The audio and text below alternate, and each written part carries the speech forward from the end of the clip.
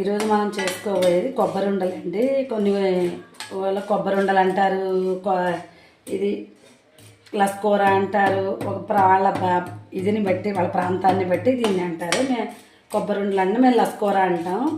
అది దీంతో ఇప్పుడు ఒక 5 చెక్కలు తీసుకున్నానండి. కొబ్బరి తురుముకుని, ఏలక్కాయలు తీసుకుని, కప్పు బెల్లం అండి.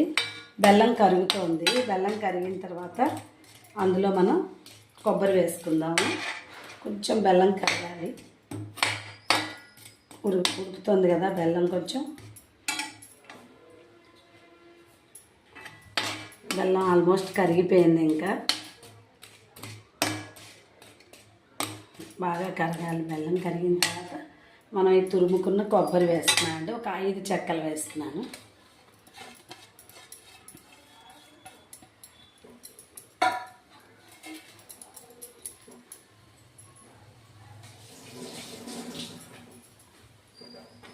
ఇలా వేసుకున్న తర్వాత మనం ఇలా కలుపుకుంటూ ఉండాలి. ఇందులో డ్రై ఫ్రూట్స్ కూడా వేసుకోవచ్చండి, ఇష్టమైన పని వాళ్ళు.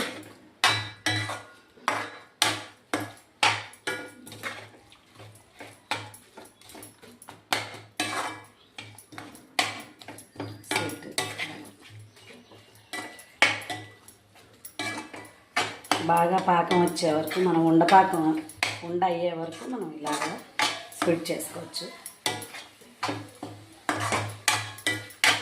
కొబ్బరిండలు, కొబ్బరి లౌజు, లస్కూర ఇలా చాలా పేర్లు ఉన్నాయండి.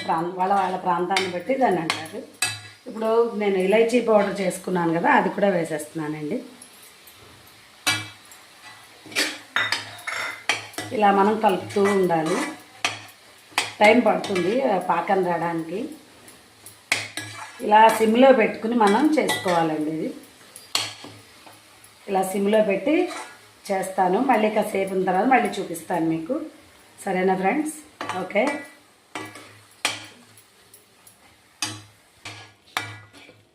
మధ్యలోకి డ్రై ఫ్రూట్స్ వేస్తున్నానండి. బాగుంటుంది.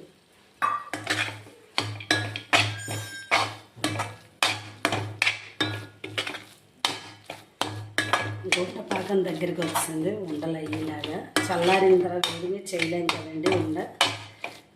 ఒక పావు గంట 20 నిమిషాలు ఉండపాకం వస్తుంది. అలా సిమ్లో పెట్టాలి, మాడదు అన్నమాట. అప్పుడు కొద్దిగా నెయ్యి వేస్తున్నాను. ఇందాక కొంచెం వేసాను, ఇప్పుడు కొద్దిగా వేస్తున్నాను.